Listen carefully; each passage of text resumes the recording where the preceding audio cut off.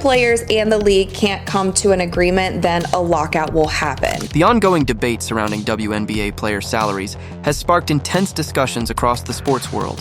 While some argue that WNBA players are underpaid compared to their male counterparts in the NBA, others, like commentator Matt Walsh, claim that they are, in fact, overpaid given the league's financial struggles. This controversy has only intensified as the WNBA and its players— In fact, WNBA players are not underpaid at all. They are, if anything, vastly overpaid— approach a critical juncture in their collective bargaining agreement, CBA, with players pushing for higher salaries, better benefits, and improved working conditions. At the heart of this debate is a league that has never turned a profit since its inception in 1997. Despite growing viewership, record-breaking attendance, and a new media rights deal, the WNBA continues to operate at a significant loss, relying heavily on financial support from the NBA. As players demand a larger share of the revenue, questions arise about the sustainability of these demands and the future of the league itself. The WNBA players recently opted out of their current collective bargaining agreement. The WNBA and its players are closing in on an opt-out date for their current collective bargaining agreement. The CBA is essentially an agreement that sorts out what percentage of money goes to the player, signaling their intent to negotiate for better pay and working conditions. This move is a bold one, especially for a league that has struggled financially for nearly 3 decades. The current CBA, set to expire in 2027, will remain in effect for the 2025 season, giving both sides a year to reach a new agreement. If no deal is reached, the league could face a lockout or even a full-scale strike, which would be devastating for a league already on shaky financial ground. The players' demands go beyond just higher salaries. They are calling for a complete overhaul of their working conditions, including better benefits, improved facilities, and a larger share of the league's revenue. As one player put it, "We're not just asking for a CBA that reflects our value, we're demanding it." This push for change is not just about the current generation of players, but also about setting a precedent for future generations. When it comes to salaries, the disparity between the WNBA and the NBA is stark. Salaries will be. And if the players' union does opt out, the current CBA, which was set to expire in 2027, will still be in effect next season. So the two sides have a year to come to an agreement. The top WNBA salary is around $250,000, a figure that pales in comparison to the millions earned by NBA rookies straight out of the draft.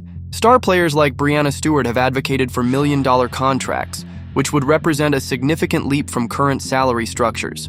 However, the league's financial realities make such demands challenging to meet. The WNBA recently secured a new media rights deal worth $200 million annually from Disney, Amazon Prime, and NBC. While this deal is a game changer for the league, players are not content to wait for the money to trickle down. They want their share of the revenue now. As Kelsey Plum, one of the league's most vocal stars, explained, "We're not asking to get paid what the men get paid. We're asking to get paid the same percentage of revenue shared." Despite the new media deal, the WNBA reported a staggering $40 million loss for the 2025 season. This is not an isolated incident. The league has been operating at a loss since its inception, relying on the NBA to cover its financial shortfalls. The NBA provides the WNBA with an annual endowment of over $15 million to cover operating costs, including facilities, travel, marketing, and administration. Without this support, the WNBA would likely cease to exist. Matt Walsh, a polarizing figure known for his provocative takes, has added fuel to the fire by suggesting that WNBA players are overpaid given the league's financial losses. Walsh argues that a business that has not turned a profit in nearly 30 years cannot justify increasing salaries.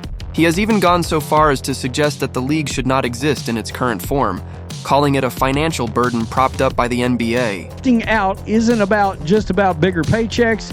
It's about claiming our rightful share of the business we built, improving working conditions, and sharing a future. While Walsh's comments have been met with backlash, they have also sparked a broader conversation about the sustainability of the WNBA. The league generates approximately $60 million in revenue annually, a fraction of the NBA's $10 billion. With the WNBA consistently operating at a loss, some question whether it can continue to rely on the NBA's financial support indefinitely. Amidst the financial turmoil, rookie sensation Caitlin Clark has emerged as a beacon of hope for the WNBA. Her arrival has brought unprecedented attention to the league, with record-breaking attendance, soaring TV ratings, and a surge in merchandise sales. Clark's impact, often referred to as the Caitlin Clark effect.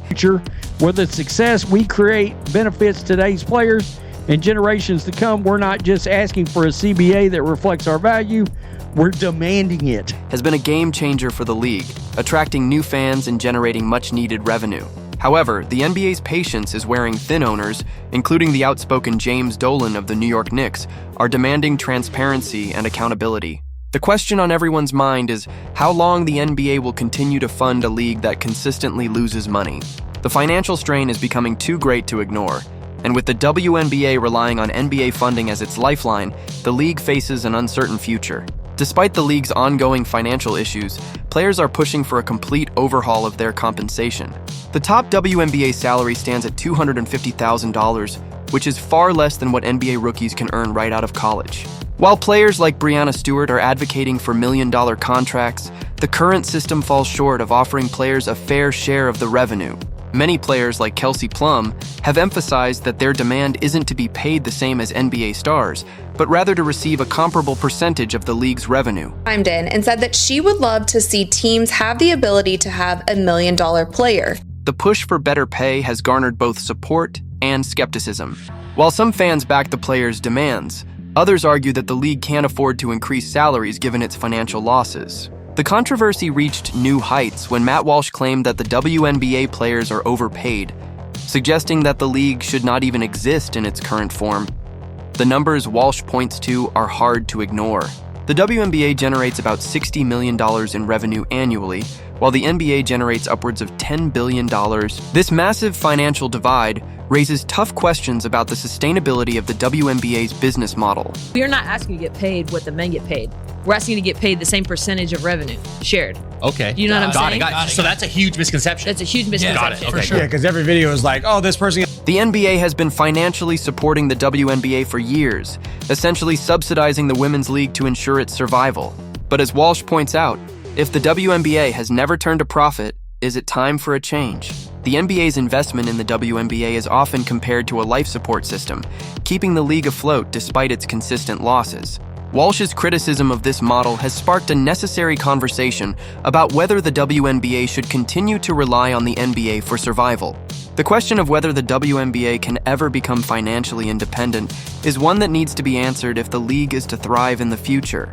Enter Caitlin Clark, the breakout star, who is changing the narrative for the WNBA. Pay this No. person gets pay that, right? So I want to be really clear about that. Like, I don't think I should get paid the same as LeBron. Right. But the percentage of revenue, like, for example, they sell my jersey in Mandalay Bay, I don't get a dime. You don't get any money from jersey sales?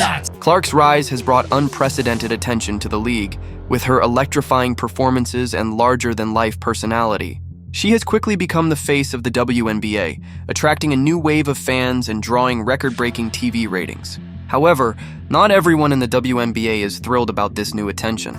Instead of embracing Clark's success and the new fans she brings with her, some players and officials have expressed resistance. There is a palpable tension between the old guard of the league and the new wave of fans that Clark has brought in.